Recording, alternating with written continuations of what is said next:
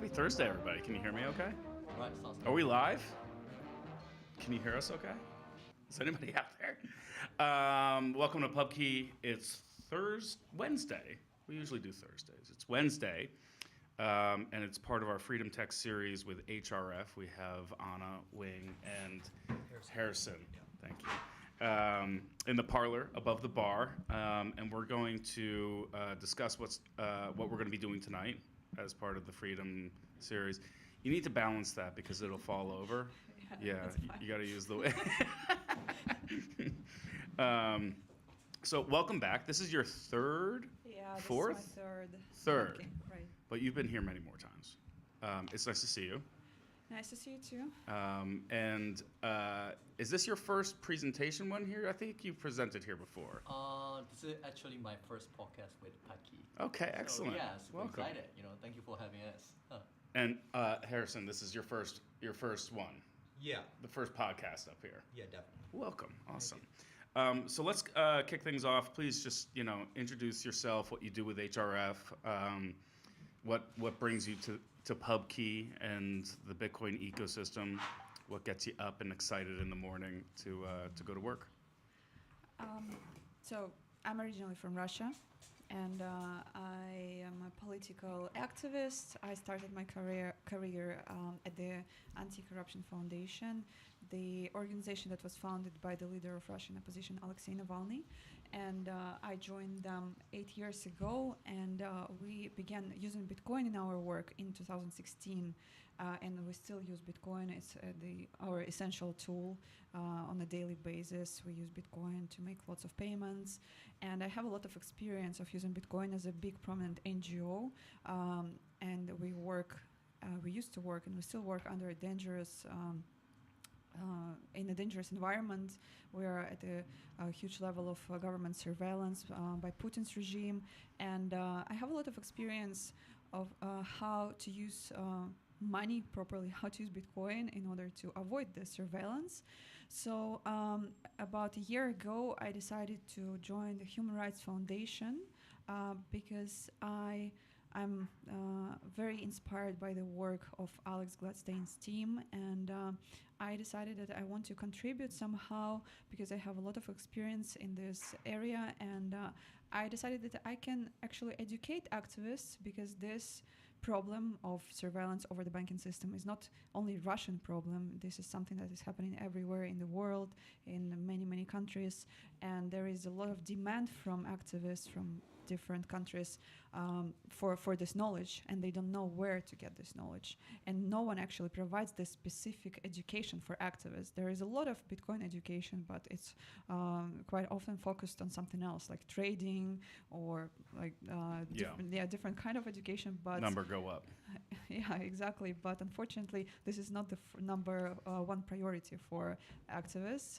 So they don't know where to find proper education, and we started this project at the Human Rights Foundation. So I lead a quarterly webinar, Bitcoin 101, together with Ben BTC sessions. We provide education that is tailored specifically for activists and NGOs.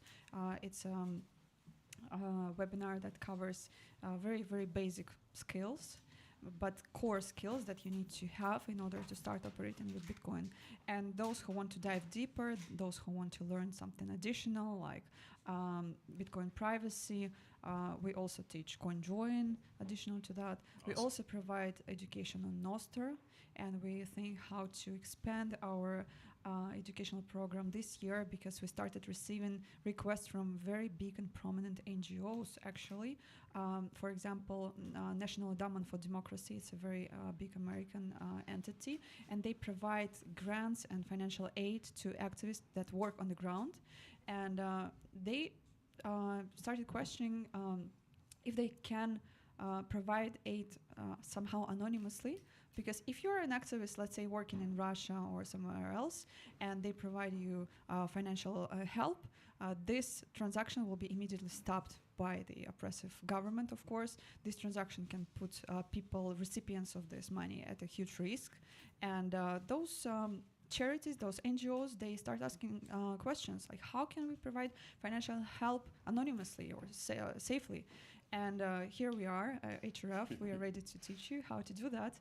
And I provided a personalized workshop for the National Endowment for Democracy at their office in Washington, D.C. And that boosted our idea of actually expanding our program and starting also teaching bigger NGOs. So our program is growing, and this is what I am doing right now at the Human Rights Foundation. And that's what we're going to dig into tonight, right? We're going to see that workshop that you're delivering to other NGOs and activists.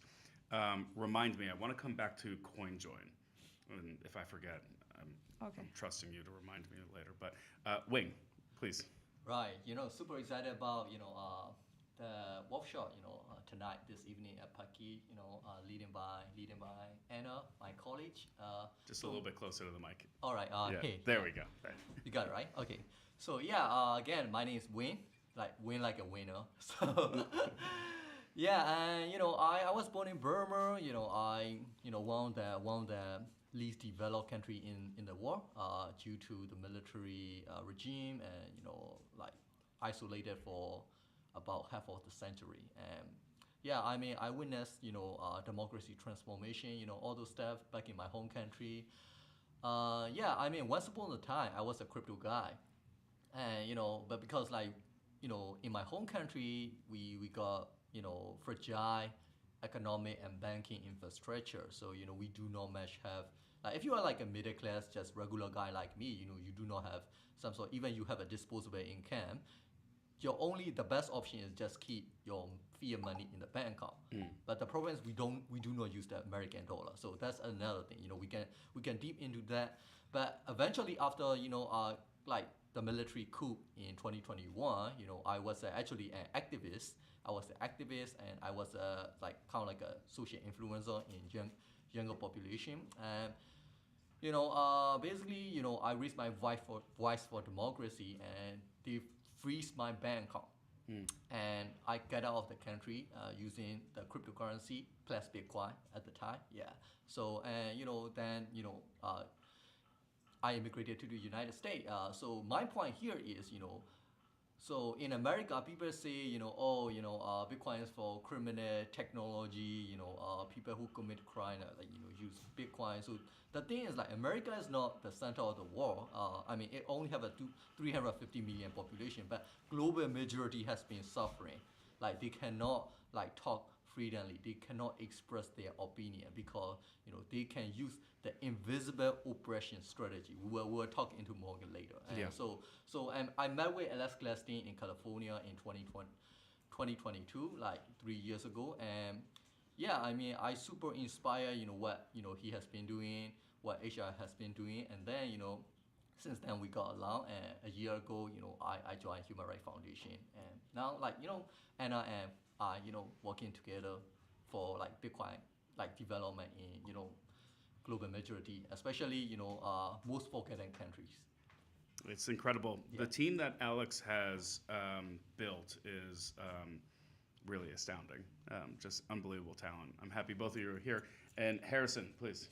Yeah, so I help the Human Rights Foundation with operations, and that's running a lot of events. Similar to this one, I might help coordinate an event like this. I'll help with Anna's travel, Wynn's travel, and just making sure that, things run smoothly and go well. Safe houses. Yeah, I can't speak to that. Getting it from point A to point B intact. Yeah. I love it. Actually, it's a lot of work. I know. I'm not kidding. I'm half joking. Yeah, we travel most of the time of the year. Every month there are several trips that I'm making. And it's a lot of work. And they're also in places where you probably have to think about safety and confidentiality. Yeah. Sometimes I'm invited to some events and I check. I was invited to an event in South Korea, and I checked how flights go there if they go over Russia, because if something happens on board and the plane goes over Russia, and for any reason if they have to land, if there is any emergency, I will be in huge trouble. I will be arrested immediately. And this is something that happens sometimes. And I checked the route of those planes that go there, and I'm like, no, it's too close to Russia, so it's gonna be quite dangerous. So sometimes I prefer not to go somewhere because the route goes over authoritarian countries. Yeah. And if plane lands there, I will be in a big. So you're trouble. taking longer, like worse layovers just to avoid airspace. Or I just decline. Yeah. Yeah. Yeah, that can be rough. Just thinking about how you would get to South Korea, you're like doing like Hawaii or like Hong Kong or something. You're probably tacking on And my plan was tremendous to go there like this through the northern part, through the southern part, and then I was supposed to go to Norway like this, but avoiding Russia, and I decided that it was too much and it is gonna be too long, so I just declined. So when I like how you put it with your introduction, it's really a matter of perspective, right? So I think Americans, Bitcoiners in America have one perspective. We end up talking, I think, too much about the price. Not here at PubKey. PubKey, a lot of the conversation is not around the price. We had a little bit of a party, but if you look at our channels, we were much more excited about, at least our community was much more excited about the news last night with Ross Ulbricht being pardoned and the work that we do with HRF, work in the mining space. It gets more like technical and in depth. So I'm very grateful that we don't end up talking about the price more than we have to. But as a matter of perspective, one of our early guests as part of the series, Roya Mahboub, talking about her work in Afghanistan funding women's education, she is, I don't know how they would classify it. The Taliban would probably view her as a money launderer or something like that, getting like funds into the country. And it's always a matter of perspective, right? Like what we think is good, the authoritarian regimes might classify as, a traditional wire fraud or something like that. When you were using cryptocurrency, plus Bitcoin, was this Tether mostly, or like what were the mechanics of that when your bank account got shut down, if you don't mind my asking? Yeah, so at the time, back in 2019, I had some sort of disposable income because I was also running my own business at the time. Nice. What was the business? Where actually I create video content and also deliver educational program for younger generation. A KOL. Yeah. An influencer. Yeah. So I also create a video content for local. How much of it was food? Hmm? How much of it was food? It was food. Yeah, was it Food like content? a food-based, a food content? Was it? Oh like... no! Basically, I talk about technology and development. Okay, cool. Youth empowerment. Yeah, it's not a food blogger though. Yeah. So yeah, but the thing is I cannot invest my money, or I cannot probably. But I understand about inflation. Our currency is sort of melting like ice, horrible, it was 7%, if I remember correctly, 7% inflation rate. So basically, if you have about 100 USD, so you count basically losing 7% every single year, and that's kind of crazy. And another thing is we do not have 30-year mortgage system. Yeah. Like in America, regular people, they will, if they have a disposable income or disposable well-established business, they will go to buy a real estate because that's a traditional path. But in our home country, we do not have that kind of advanced financial infrastructure. We do not have 30-year mortgage. We do not have on top of that, we do not have a proper stock market. So the only things to preserve your wealth was buying a gold or put down a cash for your real estate, 100% cash. There's no 30-year mortgage, since there's no 30 years mortgage. And I don't know what to hold a gold because I know it's crazy. It's a physical, it's hard to carry. And a friend of mine, introduced about the concept of cryptocurrency. He said, oh, if you buy $10 for a day, you will get rich in 10 years. That's basically his idea. And he sold me basically. And then I got into it. I kind of Google about Bitcoin, but mostly, unfortunately, I see a lot of negative news about Bitcoin. But I don't care. Yeah, just put it it's like a casino. I put everything. we use like Binance in my home country. Yeah. So and then yeah, and things happen. They freeze my bank account. I got out of the country like through the jungle 10 hours straight from Burma to Thailand, and Wow. and so my point is like at that point it was an enlightening moment, like eye opening moment. Oh, shoot, these guys can block my bank account. It's not only block my bank account, like they block like thousands of people, but we don't know like how many people like they block the bank account. But with this Bitcoin and cryptocurrency, I think we can survive. We can like basically censorship resistant, right? So that was the idea, and so I was able to convert something into the local fiat currency in Thai baht, and then I was able to get by until I got to the U.S., so United States. So that's kind of like an idea that I had a first-hand experiences. So yeah, in America, people have like a stock market, people have proper like a banking infrastructure and native world reserve currency. You earn in U.S. dollar, native world reserve currency. Like the inflation here is like nothing compared to like my home country or the global majority. So Yeah. I think most people like here, like in America especially, they can't like take their financial privilege for granted. But for global majority, I think they need like a real solution. But actually, solution already exists, which is Bitcoin, which is so like I'm super excited, super motivated to sort of like talk about this every single morning to the night.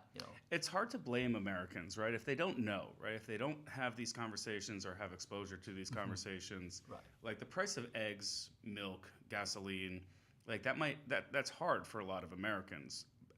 But understanding that it gets way worse for a huge percentage of the global population is something that's just completely foreign to them. And most of the coverage in mainstream media is about the price. If they're writing positively about Bitcoin, it's because it's more of a neutral tone, I would say. But it's like the price is ripping, and these tech bros are getting rich, and they'll like say something like kind of positive about it.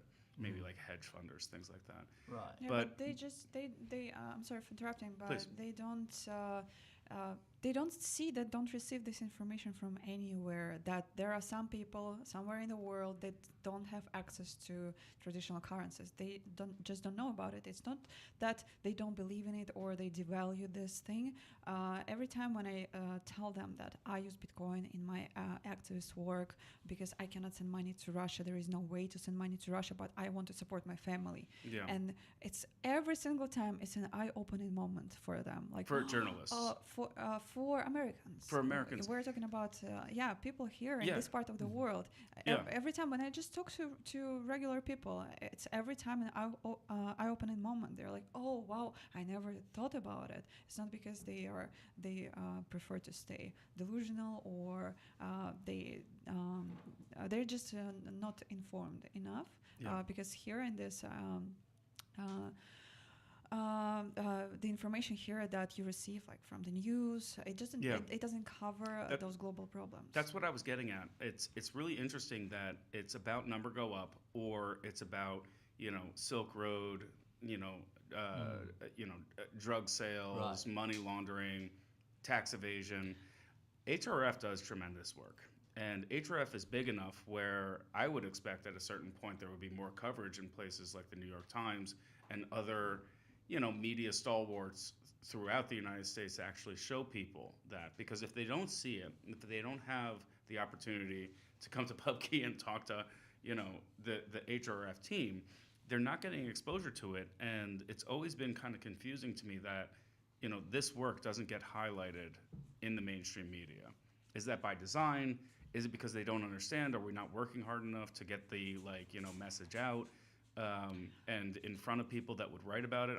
That's a trick question. I know we are working hard enough. But Yeah, I mean, I wouldn't agree. I mean, maybe there is not enough coverage for now, but it's a brand new project. I mean, HRF started this Bring Bitcoin topic like not that long ago. And of course, yes, there is so much prejudice about Bitcoin. So many media, they are just afraid to touch this topic. Yeah, but because- Roya was doing this in like 2013. Yes, that's true. Like in 2013, and that was contemporaneous with like Silk Road and things like that. But you had these use cases. So not to anchor too much on Ross, but Ross proved that Bitcoin had a use case as a medium of exchange, and it was through a dark web. But at the same time, you had Roya doing her work and actually using it as a value transfer rail into a country that was basically shut off from the financial system. Yeah, and I have the same story of the ACF, Anti-Corruption Foundation. We were using Bitcoin in 2016, and being inside that story, being the main character inside of the situation, I never thought about it, that it's a big deal. When I was operating with It's a huge Bitcoin, deal. in order to bypass Putin's surveillance, I didn't dig that deep. I didn't reflect on this topic. I was like, okay, we just use different types of money, whatever. But then Alex Gladstein told me, no, it's a big deal. Here's It's a my huge book. deal. Read it. I read his book and I was like, wow, I'm not alone. But Yeah. we never thought about it.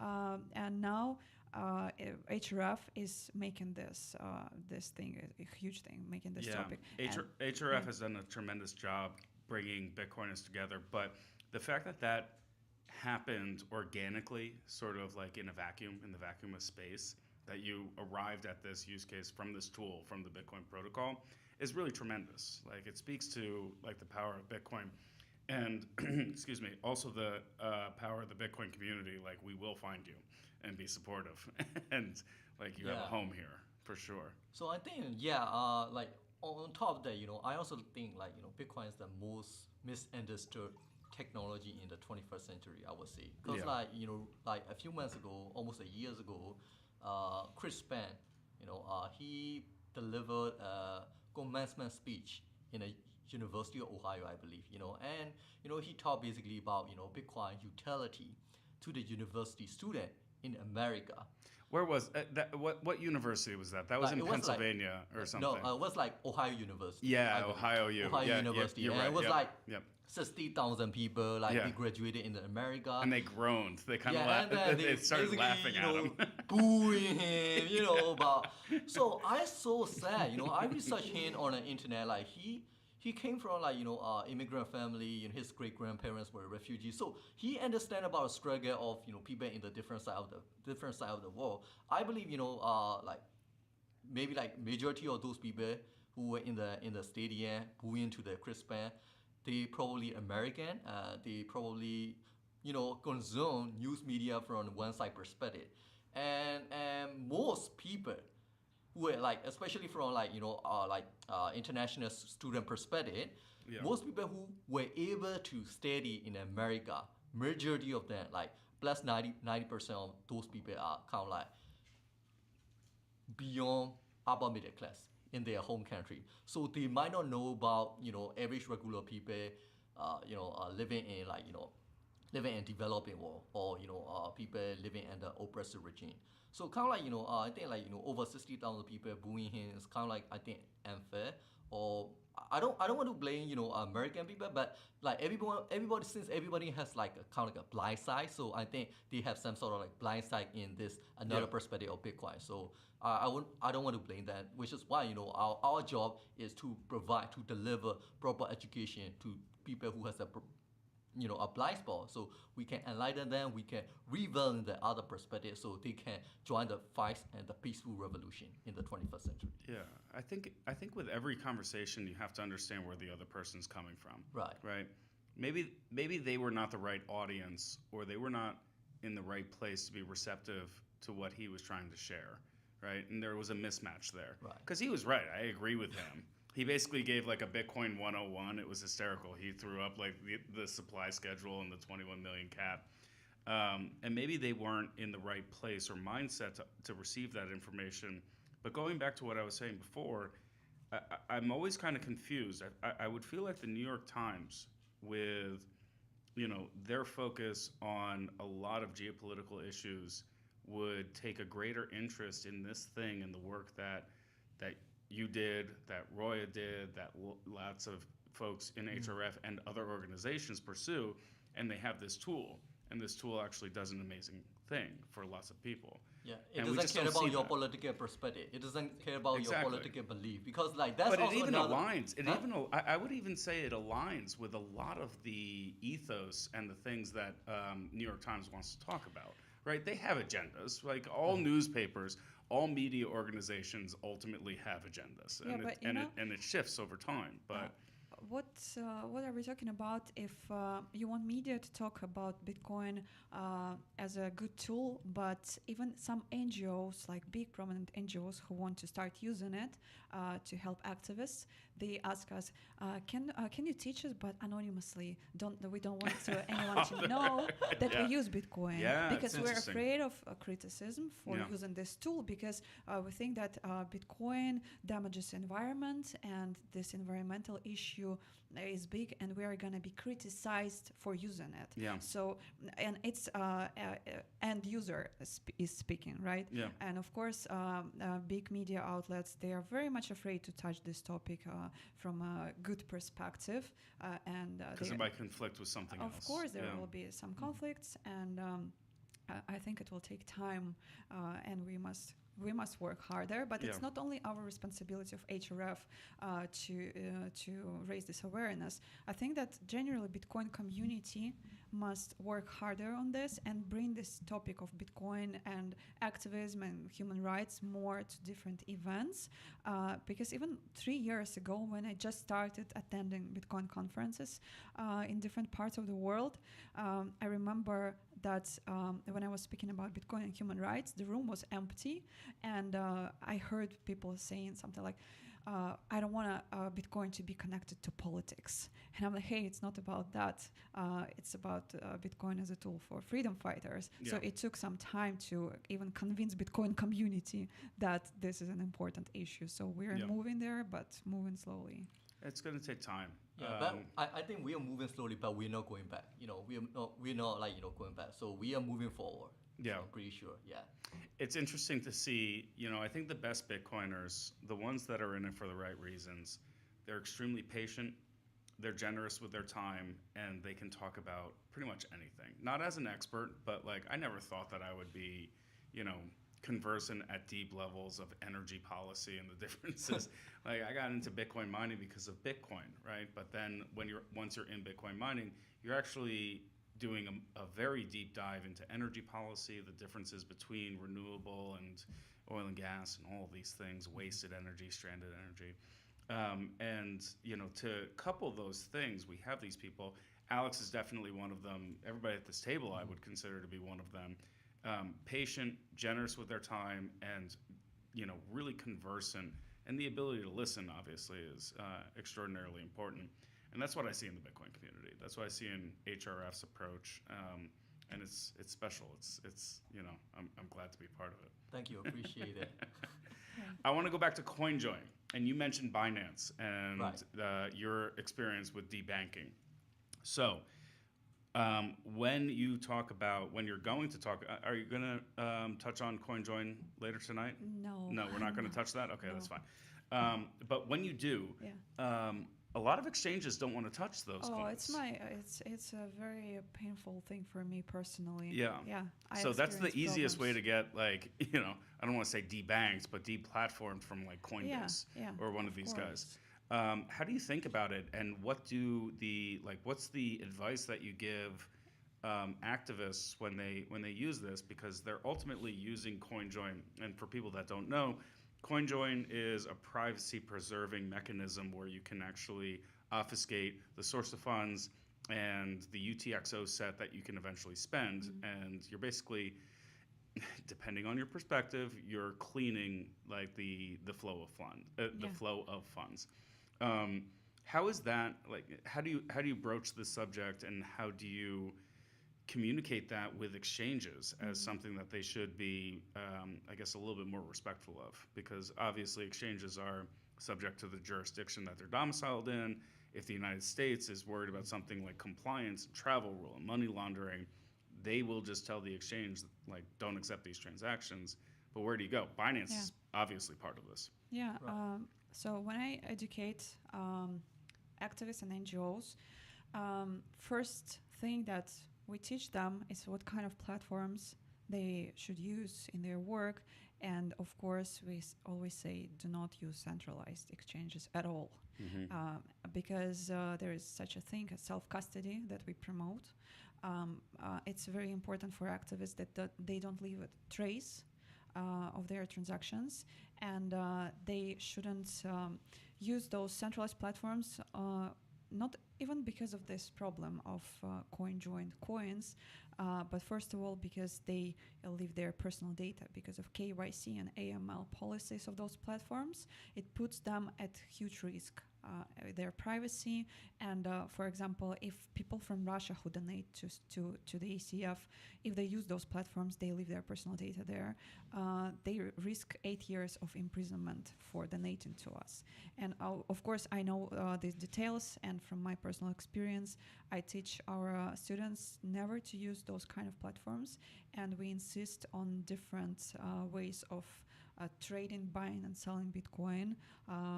I use P2P only. I don't use centralized so it's like platforms. BISC, HODL, HODL. I prefer HODL. There are some other ways. I also do cash in person with friends. Can be dangerous. It can be dangerous, yeah, of course, but you should know some tricks how to My favorite trick, I wear it on my neck, is the open dime. I thought this is one of the most revolutionary products in Bitcoin history. This is a hardware wallet. Oh, Yeah. cool. Yeah. Yeah, we also And it teach makes hardware wallets. in-person transactions much safer because somebody can plug in this wallet to their device and they can see that I have not accessed this private key. Shout out to CoinKite. This turned into a CoinKite commercial. Yeah, thank you for this. Yeah, thank you for the shout out, because CoinKite actually collaborates with HRF, and they provide some tools for our students for free, which is great. So getting back to this conversation about the CoinJoin, I just tell my students one particular story, my personal experience, when at the ACF we decided to exchange some Bitcoin into cash through centralized platform, and we send Bitcoin worth of 17,000 euros to the platform, and they didn't like our transaction because it was coin joined, because when we receive donations at the ACF, we use coin join technology, because as I mentioned before, donating to us is extremely dangerous, and we must do everything we can to protect our Russian donors. So we use coin join not because we are criminals, but because we care about our people. And then when we collect these donations, when we want to exchange it to do some operations, we wanted to exchange it to cash. And unfortunately, my colleagues, when they did that, they didn't ask my opinion on that transaction, and they sent that Bitcoin to that platform, and the platform froze that transaction because they didn't like the coins, because it was coin joined. And we said, okay, send the money back then if you don't want to proceed. And they said, they asked us, where are you from? Show us your passports. Yeah. We show our passports. We are from Russia, and they say, I'm sorry, we don't operate with people from sanctioned countries. Yeah. And we're not going to send the money back because we don't do transactions with people from Russia. Yeah. And they just kept our money. So we lost 17,000 euros of donations of our supporters, which is a lot. It's a huge amount for us. So this one story is a great showcase. And my students, when they hear it, they're like, okay, I'm not gonna do that. Can we say what exchange it was? We don't have to. Actually, yeah, I posted on Twitter about that, but it was like more than a year ago already. So, it was Crybex. Crybex, Yeah. That's awful. Do you have conversations with exchanges about this issue?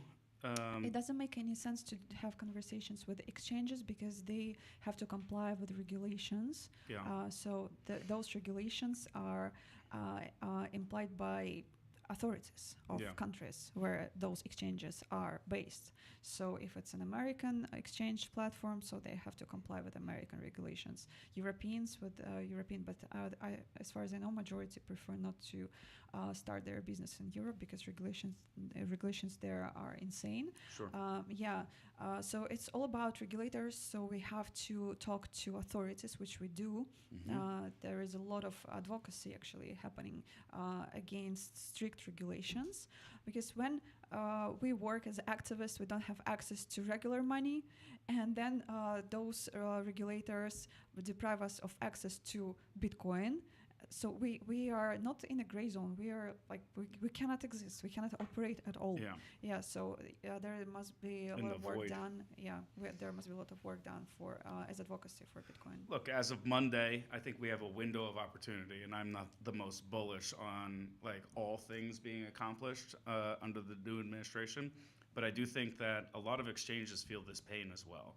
I think that over-compliance and the regulatory burdens have hit exchanges really hard on their bottom line. And I think that this is, a potential pathway to getting more sensible regulation, a better understanding of the technology of the tool itself and how it can be a force for good. I'm not gonna set policy for HRF or anything, but I hope you guys keep going and talk to the exchanges and say that you want this, because they have deep pockets. They've formed political advocacy groups to hopefully change these things. And I would like to see more peer-to-peer, more privacy-preserving technologies. And the exchanges are really powerful right now. They have, the ear of the administration and the regulators, and they're paying attention because things are rapidly changing in America. It's, one of the things as an American I'm kind of proud of, America has the ability to change quickly. And we're seeing one of those quick changes. But one of the main problems is not the exchanges, I think, is the users of those platforms, because they are so used to this system, like banking system, right? They are so used that there is a third party that keeps their money, and that it's something normal, that I must register there, I must provide my passport data, and they keep my money, and they can stop my transaction. It's totally fine. I must prove where money come from. Take a picture with a newspaper from that day. Exactly. And users think that this is something normal. That is why there is high liquidity on those platforms, because many people think that it is something normal. And in the part of the world where I live, it's the opposite. We don't think that this is something normal, and we use more P2P platforms, and we prefer to do private transactions. And when I talk to Americans and I explain it to them, they don't understand what I'm talking about, because they are so used to this. System. So if there is a lot of demand, of course, those platforms are gonna keep working like that. Hope so. And also, like, if you especially, I totally agree with Anna. If you are especially living in authoritarian countries, and the government that want to monitor everything on your daily life, basically, using a cryptocurrency exchange, even your home country, is like basically empowering them to create CBDC style, kind of like idea. Because like in my home country, obviously before before 2020, people use like Binance a lot, because this is the only, like, unfortunately, only place to buy and sell Bitcoin plus cryptocurrency in the country with our own currency, Myanmar Check. But later, they basically implemented like anti-Bitcoin policy, because as usual, every dictator hate, Bitcoin and some other technology that they cannot control, right? So they publish, anti-Bitcoin technology. And since then, a lot of because like in my home country, the Binance has a P2P system, but you're gonna have to register like your KYC, and then people use to trade either USDT or their fiat currency for Bitcoin and some other cryptocurrency.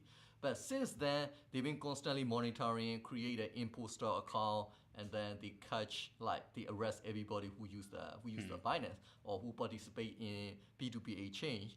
The biggest incident where there was about 12 12 guys, who actively helping people to get a Bitcoin for a saving saving purpose, saving perspective. Because like within 3 years, our fiat currency got like 350% inflation. So think about Yeah. it. So people got into like Bitcoin cryptocurrency. But at that time, you know, I think I suspect platform like Binance like compliance with the authoritarian regime, and they kind of like shut down all these like their sort of like cryptocurrency account. So I think it's kind of like a very dangerous. Like if you see from a different perspective, KYC is a extremely dangerous idea for people living in authoritarian country. Even they cannot use now, like they cannot even freely buy a Bitcoin to save their preserve like economic energy. So that's kind of like a very dangerous. But people are smart. People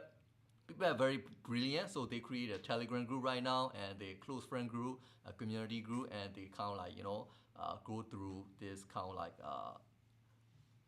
middleman-less peer-to-peer trading. Yeah. So instead of going through the platform like a Binance, because they compliance with the government. Yeah, but some people don't even have passports, and you don't think about it. Some people, our students, they cannot use those platforms because they don't have passports. Yeah. Oh yeah, in that's some also countries. true. So yeah, for activists, it's the worst idea to use those platforms. Yeah, for sure. What's the hope here? Is it peer-to-peer exchanges? Is it just grassroots education? Is that just another mechanism for, a choke point for authoritarian regimes to like focus on and stamp out? There is no one button that you can press and everything will work, and authoritarian regimes will collapse when you press that button. There are many buttons, and we must press as many as we can, doing like working on from different angles, and see which one will work.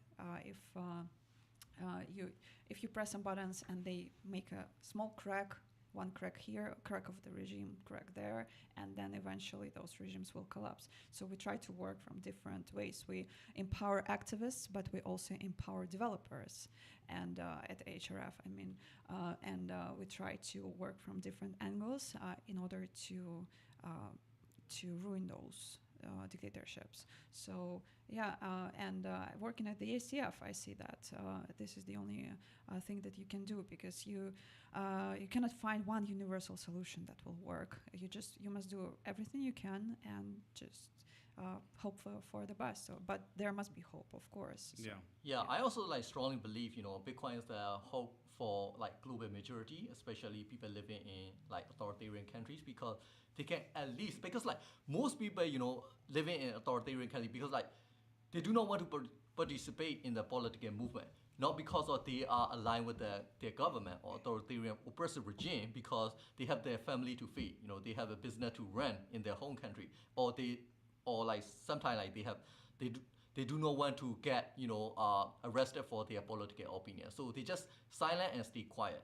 But with Bitcoin technology, I think they can opt out the system and participate in the Bitcoin network, and then that can accelerate activists and people like who are fighting for freedom. I think Bitcoin is not a universal solution for now, but I think it's like one of the best tool and currency of choice for people living in the dictatorship if they want to accelerate for to get their freedom. Best we have for now. I Yes, agree with best that. we have for now. There might be something better Right. down the line. I don't know what that is, but best we have for now. Yeah, one As of the best imperfect choice. as it is. Yeah. I love it. All right, so we are coming up on time. I want to make sure everybody has a break before people start to congregate for the event downstairs. We're going to be doing the Activist NGO Workshop 101 to teach people how to use Bitcoin in a self-sovereign way and facilitate their work against dictatorships and tyrants around the world. What are you most concerned about in the near term, and what are you most excited about in the near term when it comes to Bitcoin and global activism? It's a good question. I am very excited to see that more and more activists come to us for education and it gives me a lot of hope, actually, because when we started our educational program a year ago, we started with the webinar with a group of 30 people, 30 students, and we finished the year 2024 in November with the webinar. There was 100 students in the group, but actually there were more, but we didn't expect so many to come because the Zoom that we used for the webinar, the free version of Zoom, fits only 100 people. Okay. And we didn't know about it. And when we saw 100 people showed up, we were surprised why we have such a beautiful number, 100. And then we realized that there were more people, and then we saw that there were more requests to enter the Zoom room, but we couldn't let them in because we had the free version. That was our mistake, but it's a huge difference from 30 people in the group to 100.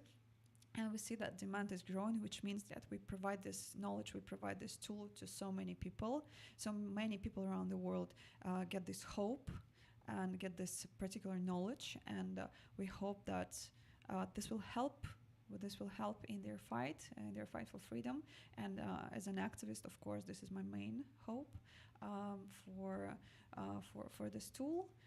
So, yeah, I think that's the more people learn about Bitcoin, the faster we will come to the point where world will be more democratic. So yeah. More education nodes. Yeah, Each node reaches more people. Yeah, I have something like a funny things to say. Like once upon a time, back in my home country, you know, like I was grew up like literally like under military dictatorship. So you know, that time I remember like in 2006-7, you know, the internet was introduced in my home country, like very very late, you know, 2006 2007, but the military regime at that time do not want people to use the internet. Like especially younger generation, you know, people like my generation, because like so that's why like they ran a propaganda campaign that internet is a place to watch a pornography video. So you know, like you know, our teacher, you know, and parents, resist, like you know, stop going to the internet cafe. They weren't don't use wrong it because it's like bad thing. Not right? totally wrong, but So, yeah, I see. So I think you know, Bitcoin today, you know, Bitcoin in the world is kind of like, you know, this kind of situation.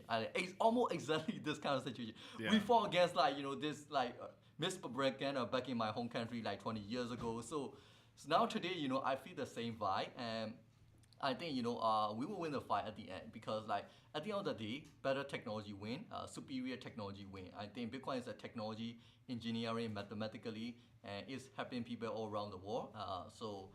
So yeah, I think, you know, that's why I'm super excited about delivering the proper education, right education, and diverse perspective on the Bitcoin. So I think, yeah, eventually we'll win. But I think, you know, it's like we're still in the early, so I think 5 years from now, 10 years from now, we'll see the, you know, a different, you know, Bitcoin landscape. Yeah, I agree. Yeah. I love it. Harrison, come on, you got to hit us. Yeah. What are you most excited about? Well, I think we're just getting started. Like, in the grand scheme of things, we're just starting to connect activists and developers and seeing the tools that come out of that and the collaborations that come out of that. And it's just really exciting to see. And, you know, it's just going to keep taking off from there. Yeah, I agree. Making these connections, HRF has done this exceptionally well. We were just at an event recently where that was like the main goal.